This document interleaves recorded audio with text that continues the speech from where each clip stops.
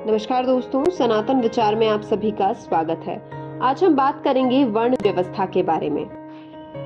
वर्णों की विशेषताएं।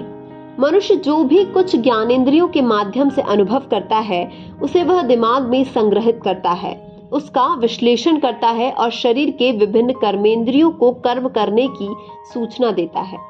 सामान्यतः कर्मेंद्रिय इस सूचना के अनुसार कर्म करते हैं। जब किसी मनुष्य के मस्तिष्क या कर्मेंद्रिय इस प्रकार से काम नहीं करते, इसे अस्वस्थता का रोग का लक्षण माना जाता है। समाज में मस्तिष्क की भूमिका ब्राह्मण वर्ण के लोगों की होती है।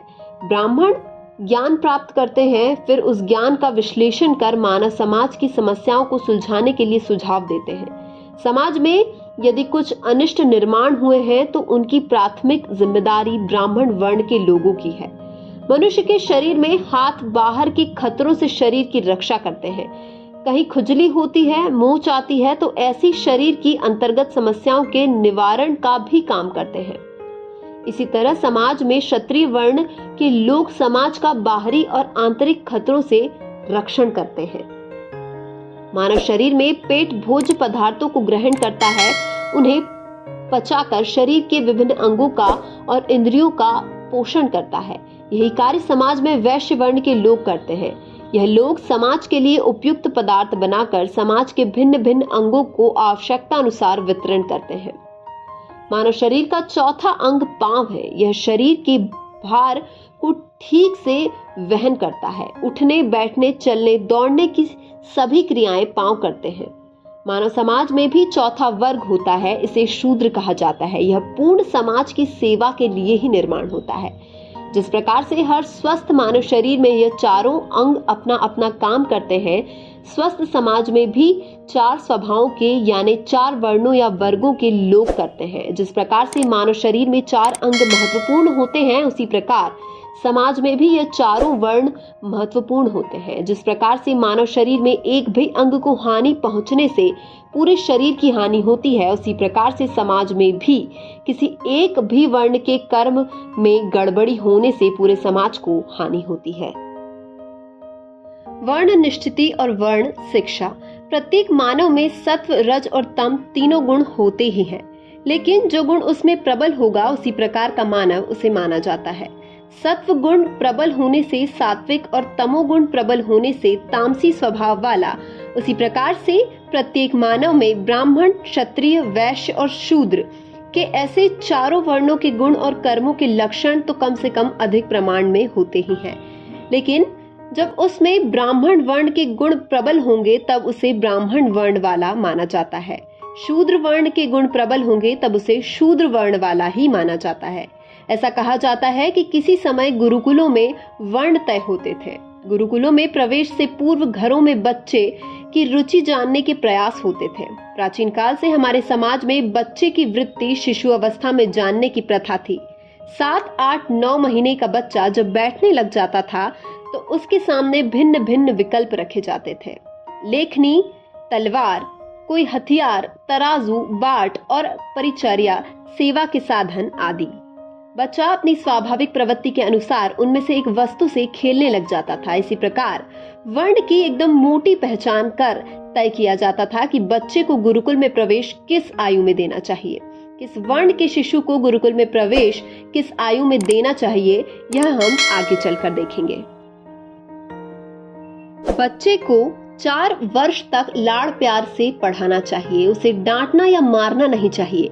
इन 5 वर्षों में उसका निरीक्षण करते रहना चाहिए। ऐसा करने से बच्चे की अभिव्यक्ति मुक्त रहेगी और उसकी रुचि, उसका स्वभाव, उसके गुण और लक्षण समझना सहज और सरल हो जाएगा। इसके उपरांत बच्चे की रुचि, स्वभाव, गुण और लक्षणों के अनुरूप योग्य आयु में गुरुकुल में प्रवेश के लिए जाना होता है। गुरुकुल प्रवेश के बाद बच्चे को परखा जाता था। उसके उपरांत ही उसका वर्ण निश्चित कर उपनयन किया जाता था। ब्राह्मण के गुण लक्षण जिसमें प्रकट हुए हैं उसका उपनयन 8वें वर्ष में, क्षत्रिय का 11वें वर्ष में और वैश्य का 12वें वर्ष में उपनयन होता था। जो बच्चे इस आयु तक अपने को सिद्ध नहीं कर पाते थे उनकी आगे भी परीक्षा चलती रहती थी। परीक्षा के आधार पर ब्राह्मण को उपनयन का 16 वर्ष तक क्षत्रिय को 22 वर्ष तक और वैश्य को 24 वर्ष तक अवसर होता था। इस आयु तक जो अपने को इन तीनों वर्णों के योग्य सिद्ध नहीं कर पाते थे, उन्हें शूद्र वर्ण प्राप्त होता था। अपने को सिद्ध करने का पूरा अवसर मिलने के कारण जो अपनी अक्षमता समझ में आने से जिसे शूद्र वर्ण प्राप्त होता था, उसे सामान्यतः अन्य वर्णों के लोगों के प्रति असूया का भाव पनपता नहीं था। बगैर किसी भेदभाव के हर बच्चे को उसके स्वभाव, गुण, लक्षणों के अनुसार वर्ण की प्राप्ति होती थी। इसीलिए एक वर्ण के मानव का दूसरे वर्ण के मानव के साथ कोई द्वेष भाव नहीं रहता था। अपने स्वभाव के अनुसार कर्म करने की दृष्टि से शिक्षण और प्रशिक्षण प्राप्त होने से बच्चा अपने स्वाभाविक कर्मों में और व्यवसाय में भी कुशल बन जाता था। अपनी व्यावसायिक कुशलता का अभिमान संजोता था, अपने व्यवसाय को उसे बोझ नहीं होता था। व्यवसाय के काम में आनंद लेता था और लोगों को भी आनंद ही बांटता था। बालक के जन्म से वर्ण जानने की और उसे और सुनिश्चित करने के कई उपाय हुआ करते थे। इनमें से कुछ तो हर माता पिता को पता होते थे। ऐसे कुछ उपाय का विवरण हम आगे देखेंगे। आगे गुरुकुलों में केवल ब्राह्मण और क्षत्रिय की ही शिक्षा होने लगी। वैश्य बच्चों की व्यावसायिक कुशलता की शिक्षा परिवार में और धर्म की शिक्षा लोक शिक्षा के माध्यम से होने लगी। काल के प्रवाह में आवश्यकता के अनुसार ऐसे परिवर्तन तो हुए होंगे। वर्णों में श्रेष्ठता या कनिष्ठता। विविध वर्णों के स्वाभाविक कर्म हमने देखे। इन कर्मों का समाज की दृष्टि से महत्व ध्यान में लेकर वर्णों में सम्मान की दृष्टि से ब्राह्मण, फिर क्षत्रिय, फिर वैश्य और अंत में शूद्र, ऐसी पहले से दूसरा कनिष्ठ, दूसरे से तीसरा कनिष्ठ और तीसरे से चौथा कनिष्ठ, ऐसी मान्यता समाज में दृढ़मूल हो गई है। यह स्वाभाविक भी है। जैसे मनुष्य के शरीर के मस्तिष्क, हाथ, पेट और पैर, यह भी सभी महत्वपूर्ण होते हैं, किंतु जब शरीर पर संकट आता है तब सबसे अधिक महत्व मस्तिष्क को, उसके उपरांत हाथों को, उसके बाद पेट को और सबसे अंत में पैरों को महत्व दिया जाता है। समाज के लिए, समाज के हित के लिए निस्वार्थ भाव से जो जितना अधिक त्याग करेगा, जो जितना अधिक उपयोगी होगा, उसे उतनी अधिक प्रतिष्ठा मिलना तो स्वाभाविक ही है। हमने पूर्व में देखा कि ब्राह्मण वर्ण की जिम्मेदारी समूचे समाज की स्वाभाविक स्वतंत्रता की रक्षा की होती है। क्षत्रिय वर्ण की जिम्मेदारी शासनिक स्वतंत्रता की आश्वस्ति की होती है और वैश्य की जिम्मेदारी समाज के प्रत्येक घटक की आर्थिक स्वतंत्रता की रक्षा करने की है। इस प्रकार से ब्राह्मण की जिम्मेदारी सबसे अधिक होने से उसे सर्वोच्च सम्मान, क्षत्रिय को उससे कम तथा वैश्य को उससे भी कम सम्मान मिले, यह न्यायोचित ही है। परमात्मा ने सृष्टि में कुछ भी एक जैसा नहीं बनाया है।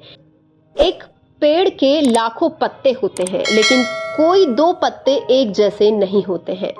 वनस्पति के गुणों की दृष्टि से एक श्रेष्ठ और दूसरा कनिष्ठ होता ही है। इसी तरह से दो मनुष्यों में एक श्रेष्ठ और दूसरा कनिष्ठ होता ही है। लेकिन श्रेष्ठ और कनिष्ठ होने से मानव के साथ पशु जैसे व्यवहार का कोई समर्थन नहीं किया जा सकता है। वर्ण व्यवस्था में जिस प्रकार से, जिस अर्थ से आरोप किया जाता है, उच्च नीचता का कोई स्थान नहीं है। ऐसी ही और जानकारी के लिए सब्सक्राइब कीजिए हमारे चैनल को और वीडियो को लाइक और शेयर करना ना भूलें। तब तक के लिए धन्यवाद।